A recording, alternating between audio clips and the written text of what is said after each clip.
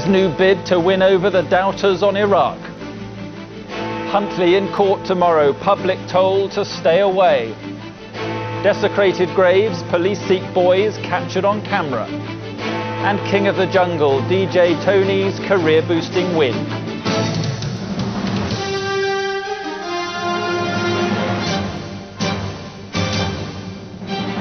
The ITV News with Mark Austin.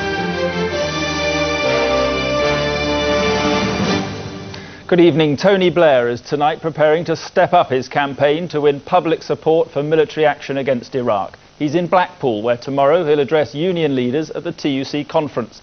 They've already warned him there's little public support for waging war on Saddam Hussein. But Mr. Blair did get some help today from an independent report into Iraq's military arsenal. It said there was a risk Saddam Hussein could build nuclear weapons. Bill Neely reports. No warm welcome for Tony Blair in Blackpool. He'll be greeted here by sceptical and hostile trades union leaders who will not support war against Iraq unless the UN backs it. We say, before you contemplate any war anywhere, show the people the evidence. Show the people the evidence. Because if you can't, then our voice is a simple one. No more war and war. No more Mr. war. Blair will make the case for action against the regime he'll call the world's worst, but he won't have any new evidence for them. This isn't new evidence either, but it is a convincing report in which military experts list Saddam Hussein's deadliest weapons and warn that he still wants the Arab world's first nuclear bomb. The scientific and technical expertise of Iraq's nuclear program survived, and Baghdad has tried to keep its core nuclear teams in place, working on various civilian projects. The report says Saddam Hussein has stockpiles of deadly weapons, but not nuclear missiles, not yet anyway. Why not? Well, he can't produce enough uranium or plutonium to put one together. But if he could buy some or steal it from abroad, says the report, he could make a nuclear bomb within months. Saddam does have biological weapons made from anthrax, the most contagious substance in the world, and botulinum toxin, the most poisonous. The report says he also possesses chemical weapons, among them the deadly sarin, VX nerve gas and mustard gas. He could fire them from a small number of ballistic missiles. Countries in the target range include Iran, Kuwait, Israel, Saudi Arabia and Turkey. For what it's worth, Iraq showed journalists a former nuclear site and denied it was rebuilding anything. But George Bush doesn't buy that. He's trying to win converts to the cause of war. But his nearest neighbour Canada says, count us out. Meanwhile, American and British planes continue bombing Iraq. An air defence centre was hit today. That's the third attack in 5 days. Tony Blair will back this and more here, challenging the UN to stand up for itself. But at the end there may be few here who will stand up for him. Bill Neely, ITV News. We're live now to John Ray, who's at the TUC conference in Blackpool. John, what's Mr. Blair's message going to be tomorrow? Mark, it is a big speech to a very difficult audience, and Mr. Blair is not here to offer concessions. He is here to confront his critics. What we'll see tomorrow is Mr. Blair, the conviction politician. It is his conviction that Saddam Hussein is unstable, he's brutal, he's dictatorial, he runs just about the worst regime in the world. He has to be dealt with. Now here's the key message, and it's a message not just for the TUC, it's for the international community, and it is that Saddam Hussein has flouted UN resolutions year after year after year, and therefore in terms what Mr. Blair is saying is that it's a matter of UN credibility that the UN stands up to him. But in truth, he couldn't be facing a more sceptical audience, could he? That's right. Opinion here is at best deeply wary, at worst implacably opposed to war. The minimum they want is some sort of UN action and, in the words of John Monks, cast iron guarantees of evidence. That's why today's dossier was important. That's why the dossier we're expecting from the UK government is even more important. Mr. Blair's whole strategy is pinned on the hope that public opinion can and will be won round when people are confronted with the evidence. Woe betide him if he's wrong. OK, John Ray, thank you. As war with Iraq looms ever closer, the people of New York are preparing to hold a series of memorials to mark the anniversary of the terrorist attacks that changed their city forever. There, and across the rest of America, people are choosing their own ways to remember those who died on September the 11th, 2001. From New York, Robert Moore reports. For much of today, small groups of New Yorkers descended on Ground Zero to pay their respects. This will be an anniversary that brings America to a standstill. That America has changed is clear from the skies above the site. Fighter jets are again patrolling along the eastern seaboard in case terrorists choose September the 11th to strike again. What's next in this world, you know? What else is going to happen? If that could happen so sudden, there's no telling what else can happen in this world. Almost a year after the devastation, and that deep fear is mixed with disbelief. Leonard Rock emerged from the debris uninjured. It's terrible. Terrible. He is still struggling with the enormity of what happened. But it's still like a dream to me. It's like, you know, we're going to just wake up and this going to all be some wild joke somebody, you know, just pulled. There is no consensus here on how this first anniversary should be marked. Some say the city should close down as a sign of respect. Others insist it should be business as usual to show that the terrorists haven't won. But what is apparent here in Lower Manhattan is the enduring shock and the raw emotion that still lives on. 2,800 people died at this spot, and on Wednesday morning America will come to a standstill as people recall the moment of terror and remember those lost. Robert Moore, ITV News, New York. Here, police have urged the public to stay away tomorrow when the man charged with murdering Holly Wells and Jessica Chapman appears in court for the first time. Ian Huntley will be taken under guard from Rampton High Security Hospital to Peterborough Magistrates Court. Scores of police will be deployed in an attempt to avoid angry demonstrations. Geraint Vincent reports. Police may not be able to stop the crowds from gathering outside Peterborough Magistrates Court tomorrow, but they're doing their best to make sure they're kept at bay. The road leading into the court has been lined with barriers. Ian Huntley will come here to face charges of murdering Holly Wells and Jessica Chapman. It'll be his first appearance before the court since his arrest 3 weeks ago. He's been detained at a high-security hospital where doctors are assessing the state of his mental health. Tomorrow's hearing sets the legal process in train while the courts await the results of the doctors' tests. So at what stage is the case against Ian Huntley? He'll make his first appearance in court tomorrow when charges will be read out. Next week, the period for assessing Mr. Huntley's mental health officially ends. The judge must then make a decision as to whether he's fit to stand trial, although doctors could ask for more time to make their assessment. What's happening tomorrow is not the start of a decision as to whether he's fit to plead or not in itself. It's the beginning of the normal criminal procedure by which the defence and the prosecution put their evidence together with a timetable set by the courts. Police want to avoid scenes like this tomorrow. An angry crowd confronting the police convoy which brought Ian Huntley's girlfriend Maxine Carr to court last month. There is a real desire among all those involved in this case that the kind of crowd trouble seen here during Maxine Carr's appearance isn't repeated. There are worries about the effect it might have on the outcome of any eventual trial and concerns about public safety. There'll be more than 100 police officers on duty here tomorrow, and they're urging members of the public to stay away. Geraint Vincent, ITV News, Peterborough. Well, in Soham, Holly and Jessica's classmates have returned to school for the first time since the girls' murder. At a special ceremony, 2 white doves were released in their memory. The headmaster said Holly and Jessica would always be in the hearts of the people of Soham. The inquest opened today into the death of a man found drowned at the home of TV star Michael Barrymore. The coroner heard that Stuart Lubbock had taken drugs and had been drinking before he died. A post-mortem also revealed sexual injuries. The star, who did not attend the inquest today, is due to give evidence later this week. Here's John Draper. The inquest was formally opened, then adjourned. Michael Barrymore was not present, but he has been summoned by the coroner to give evidence later in the week. Barrymore was represented by his barrister, Michael Mansfield QC. The family of the dead man, Stuart Lubbock, also attended the opening of the inquest, where they were told by the coroner, Caroline Beasley Murray, that no one was on trial, especially Mr. Lubbock. She said this was an inquest into a death and not an inquiry into people's sexual and social activities, although that might be touched upon in the next few days.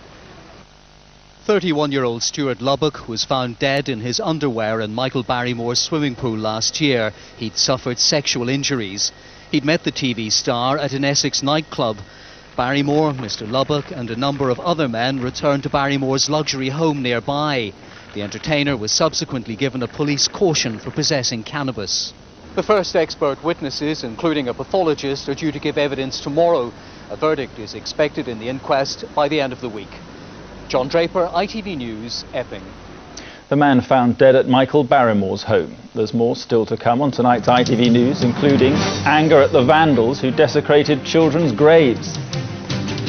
Clearing up, but Highlands could face new flooding. And is this the start of a comeback for Survivor Blackburn? All that and the news from your area when we come back.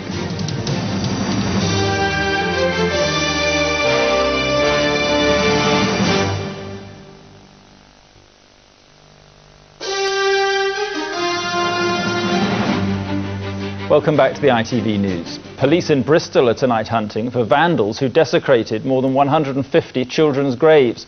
They've already got one potential clue: CCTV pictures of two teenage boys seen breaking into the graveyard.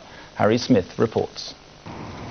It was a deliberate attack on one small section of the cemetery reserved for the graves of 200 babies, some of whose lives lasted only a few weeks. Police are now searching for the two teenage boys shown in this security video. They may not have been involved, but police believe that other local youngsters may know who was. I'm sure the sort of callous idiots and louts that would have done this will be bragging to their friends. I'd ask those friends to come forward and let us know who they are. I would also ask the culprits, if they've got any decency about them, that they come forward and come to Bishopsworth Police Station and admit this crime. For the parents who tend these graves, this was a heartbreaking sight. One mother arrived to find her son's grave wrecked on the anniversary of his burial. They're angry. Can't bury them children in peace. Some of the babies buried here died in the scandal over heart operations at the Bristol Royal Infirmary in the late 1980s. We've produced this garden for people who've lost babies, and there could be no worse bereavement than that. And for somebody to come in and do this, we just find extremely difficult. The local council says it will now have to look at ways of making the cemetery more secure. Harry Smith, ITV News. It's been announced tonight that the actor Michael Elphick has died. Best known for his role in the series Boone, Michael Elphick was one of Britain's most familiar television faces. He died at the weekend after collapsing at home. He was 55. In the Highlands of Scotland, people are preparing for more flooding after heavy rain over the past 24 hours caused millions of pounds worth of damage. In Inverness today, people were salvaging what they could from their flooded homes. Martin Geisler reports. The floodwaters were gone almost as quickly as they'd arrived. Today, the people of Inverness were left to begin the mopping up. Just 4 hours worth of rainwater did this. The most spectacular storm in living memory, flushing debris off the hills, blocking the city's drains. Yesterday, guests were being rescued from one city centre hotel by boat. Today, they were back, gathering possessions and assessing the damage. This car, like 50 others around it, ruined. Unfortunately, we've been advised the car's a write-off. The lad's seen it on the television last night and he said, "I've seen it and I've assessed it on the telly, it's a write-off." In this housing estate, homeowners had more to worry about. Water 3 feet deep left misery in its wake. We've worked hard over the years and bought the stuff that we wanted. Got a new carpet last year, got a new suite this year. That's it, ruined. Getting my carpet up. Just heartbreaking. Highland Council believe the total cost of the clean-up will run into millions. And this evening, more bad news. The rain is due to return. The overnight forecast for Inverness, as for many parts of Britain, further heavy downpours. The people here can only hope that their already damaged drainage system holds up. Martin Geisler, ITV News, Inverness. I'll be back later with how Celebrity Survivor could rejuvenate Tony Blackburn's career. But first, the news. A very good evening from HTV. Our main story tonight: police are investigating the desecration of 200 babies' graves. The attack happened this weekend at the Bristol crematorium in Bedminster. It's yet more heartbreak for parents, some of whom lost their children in the Bristol heart scandal. Shirley Priest still can't understand why someone would be so cruel as to destroy a children's graveyard. She discovered the destruction as she visited the cemetery yesterday on the first anniversary of her baby son's death. I came in and just seen it. It's disgusting. How can anyone do it? This was the heartbreaking scene which greeted Mrs. Priest and the other parents yesterday morning after vandals went on the rampage. Police believe someone out there knows who did it and are appealing for them to come forward. I'm a parent, I'm a father of 3 children. It's an appalling act. I just think that my thoughts go out to the family, as they do with everyone here, that they've already gone through the horrible emotions of losing a young child, and now to have this thrown on top of them, it's just a callous act beyond the pale. And as I say, we need the public's help. We need to trace these people and we need to bring them before the courts.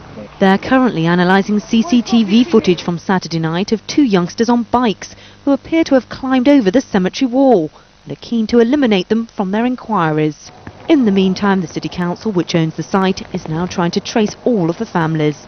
We're used to dealing with people who are bereaved, but obviously there's nothing comparable to somebody losing a little baby or a young child, and one can only imagine just how horrendous it must feel for them. Crematorium workers have laid out ornaments and keepsakes which have been strewn across the cemetery in the hope that families may be able to identify them and put them back where they belong. Myra Lee was our reporter there at Bristol Crematorium. Other news now, the Met Office has issued a flash warning of heavy rain affecting all parts of the region. It says more heavy rain can be expected this evening, with the possibility of some localised flooding. Roads too are expected to be hit, and police are warning motorists to take special care whilst driving. Arsonists are being blamed for a fire that destroyed much of an off-licence in Crewkerne in Somerset. 6 crews were called to Victoria Wine in Market Square early this morning. Nearby flats had to be evacuated. The fire badly damaged much of the ground and first floors of the building. Police, trying to identify a man whose body parts were found dumped in a plastic bag on Exmoor, have released a new picture of him. The remains of the man were discovered near Winsford Hill in March. Since then, police have been trying to establish who he was and how he died.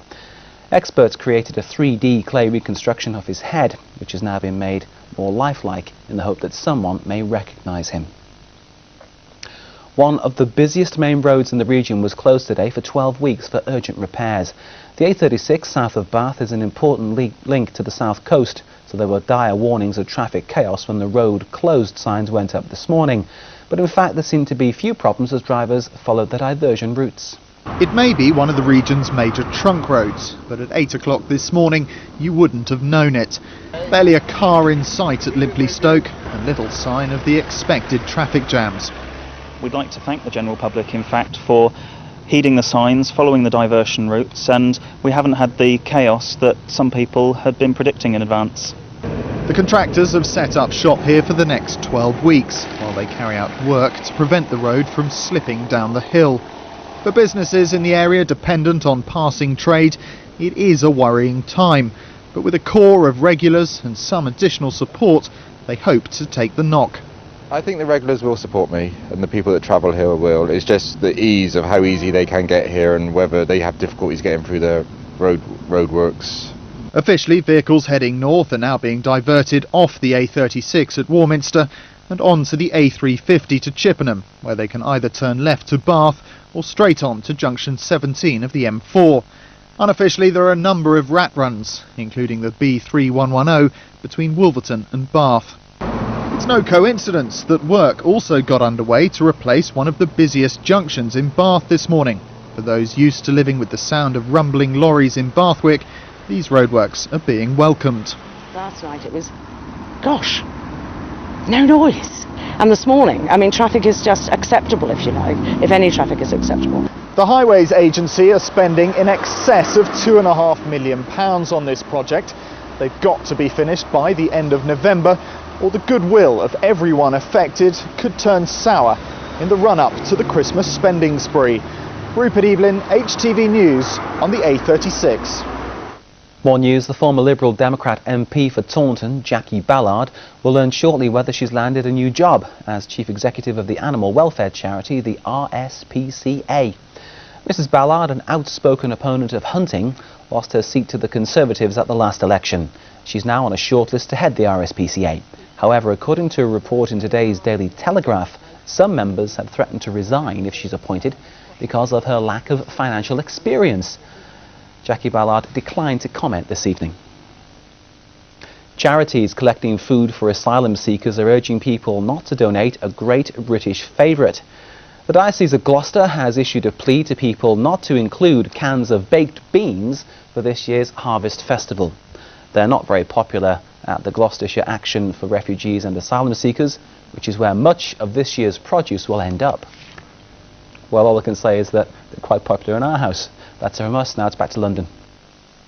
Hello again. In a moment, DJ Tony Blackburn's new career as a jungle king. First, a reminder of tonight's headlines. Tony Blair is at the TUC conference in Blackpool. Tomorrow, he'll try to convince trade union sceptics of the need for an attack on Iraq. New Yorkers are preparing to commemorate the anniversary of the September the 11th attacks. And police have asked people to stay away when Ian Huntley appears in court tomorrow, charged with murdering Holly Wells and Jessica Chapman.